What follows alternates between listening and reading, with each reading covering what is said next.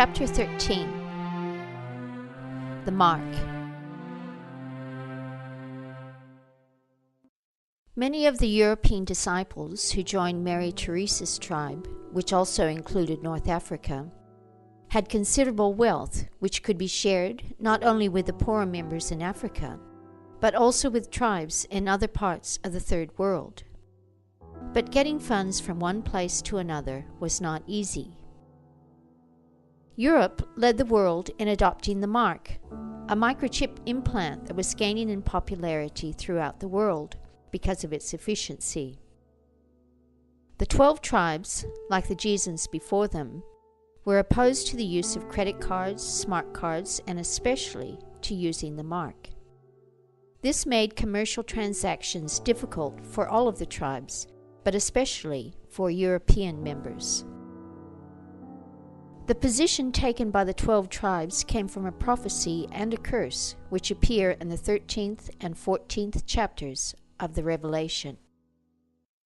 He, that is the Antichrist, causes all, both small and great, rich and poor, free and bond, to receive a mark in their right hand or in their foreheads, so that no one might buy or sell, save he that had the mark, or the name of the beast, or the number of his name. Revelation 13, verses 15 and 16. If anyone worship the beast and his image, and receive his mark in their forehead or in their hand, they shall drink of the wine of the wrath of God, which is poured out without mixture into the cup of his indignation. And they shall be tormented with fire and brimstone in the presence of the holy angels, and in the presence of the Lamb. The smoke of their torment ascends up for ever and ever, and they have no rest day or night, who worship the beast and his image, and whoever receives the mark of his name. Revelation 14, verses 9 through 11. Without the mark, it was difficult for Chloe or Sister Mary or anyone in their tribe to make the simplest purchases.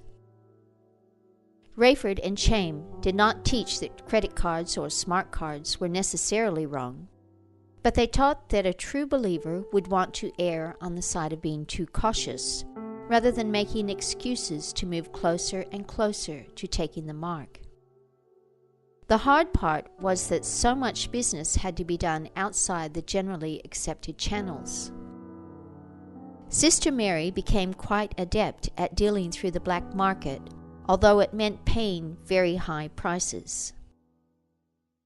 Although some evangelical Christians had in the past promised to oppose the mark when it came in, as soon as it became clear that it was going to cost them personally, they adopted other arguments to justify using it, as they had done previously with credit cards and smart cards. The most common argument was to say that a loving God would never punish anyone forever and ever, especially not for doing something so innocent as buying and selling. One line of reasoning said that Christians could take the mark without necessarily worshiping the devil, as long as they did not sell their soul to the devil. The grace of God would compensate for their treachery. In its purest form, the argument stated that even if they did worship the Antichrist or sell their soul to the devil, provided they had said a magical prayer asking Jesus into their hearts before selling out, God would be forced to forgive them. The teaching had been used to justify greed, pride, lust, dishonesty, self-righteousness, and every other sin you could think of for many decades before the mark came in. So it was only natural that it should be extended to take in that form of disobedience as well. The mark took a number of different forms. By far, the most popular was the tiny implant just under the skin on the back of the right hand. Technology has succeeded in making a little biochip, or passive transponder, that was so small that it was almost microscopic. It contained a universal PIN number which was unique for each bearer. With the mark in place, a person's right hand could be waved in front of a scanner using low-frequency radio waves to verify the number before funds were added to or subtracted from that person's bank account. This would be done each time they wanted to buy or sell something. An alternative mark was available for amputees or others who could not use their right hand for one reason or another. These people could have the microchip implanted under the skin of their forehead. They could then just put their head in front of the scanner to authorize sales and purchases.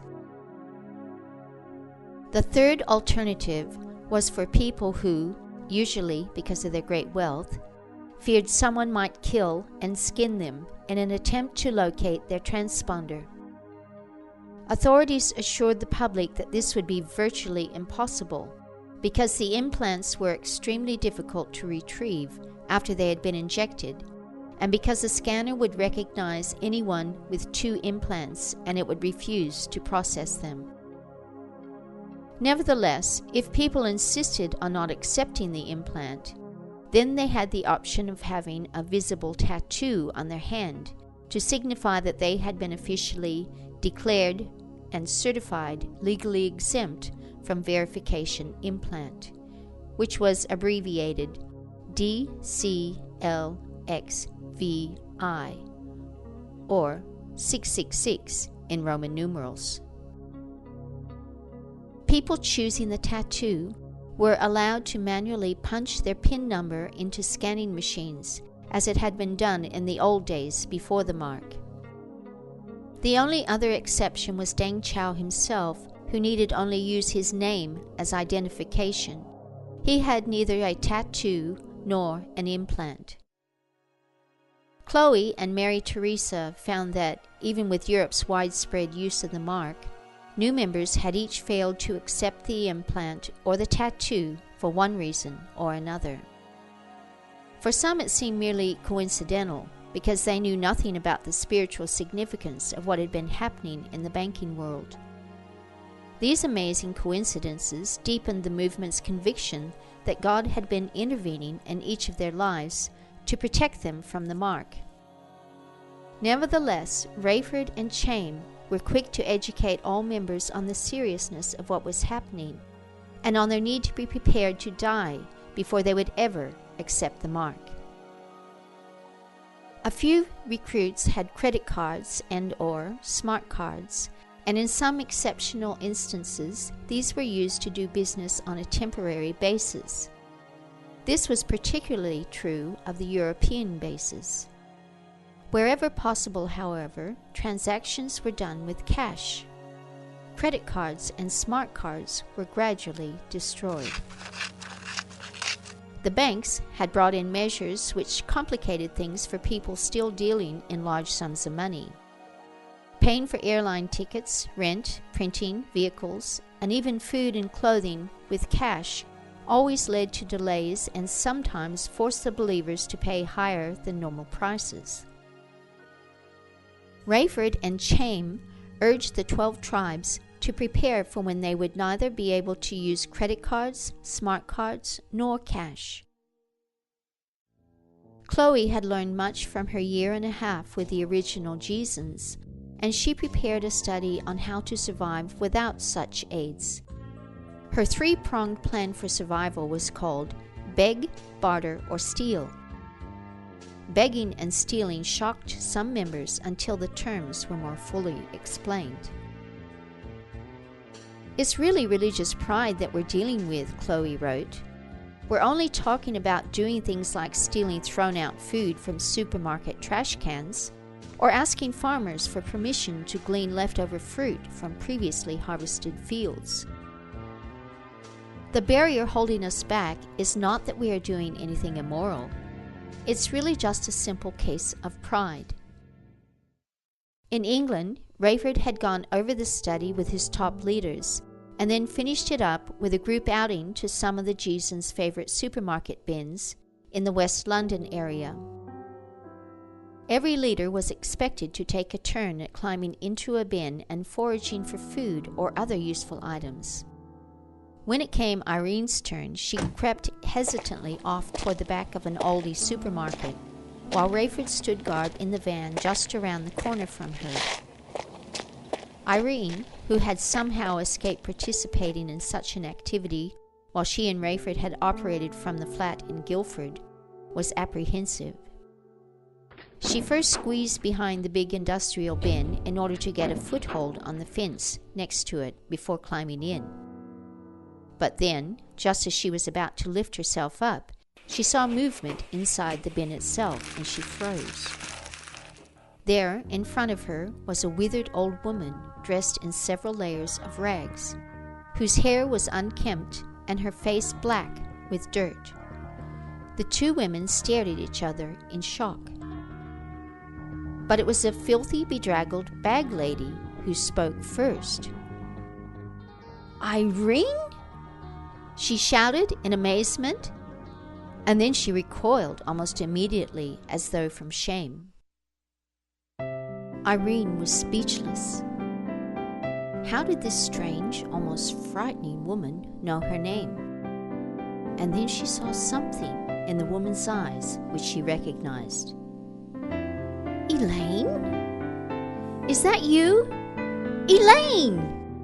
Irene leaned far into the bin to hug the poor woman who had begun to cry, both from fear and from relief. By the time Rayford came looking to see what was taking so long, Elaine had told most of her story. What had been missed was told and retold back at the flat when the bin excursion had ended.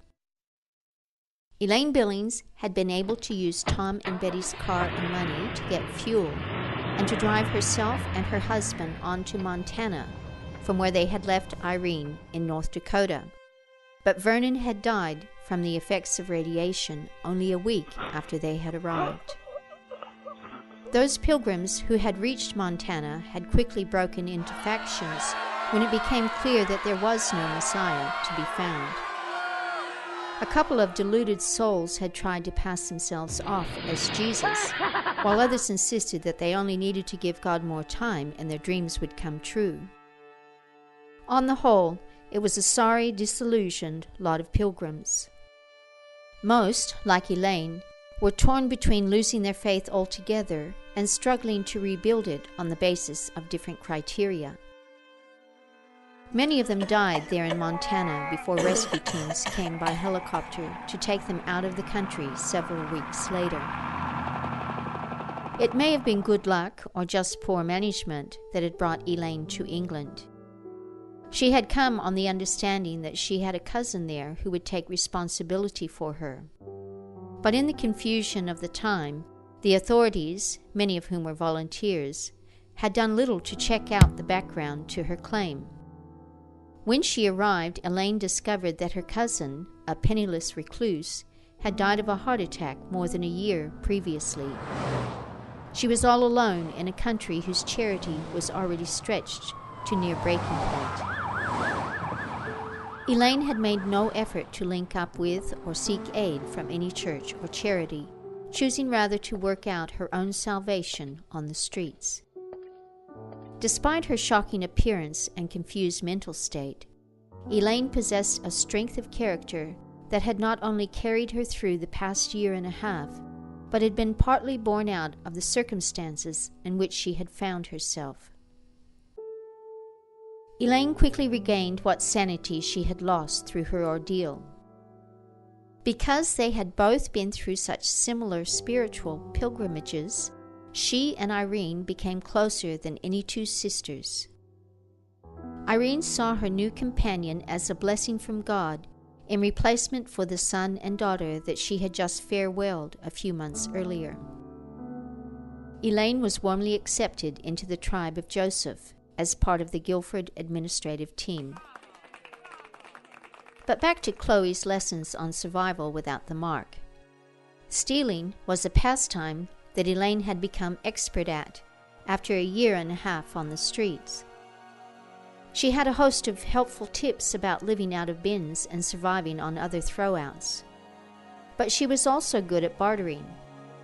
She had learned to pick up little treasures that she found and then later trade them with the right people for food, clothing, and sometimes even a night's shelter, although she relied mostly on begging to get shelter. Bartering was a handy way to circumvent the mark, especially when members of the 12 tribes were forsaking possessions that they had no need of in their new lifestyle. In later years, they would most often do this to get clothing and food.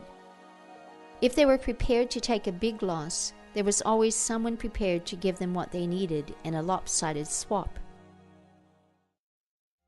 Unfortunately, bartering did not work with large purchases like travel tickets and motor vehicles because of the paperwork associated with it. Consequently, the 12 tribes were told by their spokesman to brace for a time when they would have to live without such luxuries.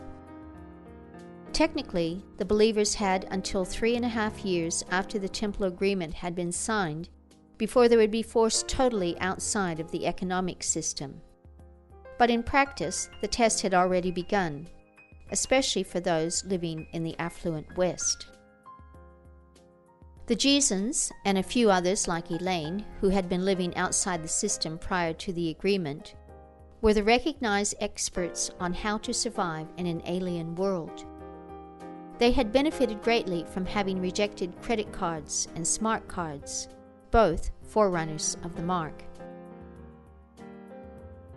We do not need any more information about the mark than what is found in the Gospels, wrote Chaim Rosenberg in Australia. The mark is never mentioned there, he went on, but there in the teachings of Jesus, we are told to be like the flowers and to be like the birds, who do not have jobs, who do not plant fields, and do not weave cloth. God feeds them, and He will feed us if we will put His work first. If only we had taken that more seriously decades ago, we would have been so much more prepared for what is about to happen now. Chaim taught that most of the suffering that would take place amongst believers during the approaching Great Tribulation would be the result of disobedience to the teachings of Jesus now. The Antichrist will not have to hunt us down, he said. Those with shallow faith are already lining up to receive his mark. Others who are brave enough to refuse the mark will starve or freeze to death without any action on the part of the Antichrist himself. It will happen because they never learned how to hear from God and how to obey Him from day to day. That's what we are learning now. But those who run away from such discipline now will pay dearly for it in the next few years.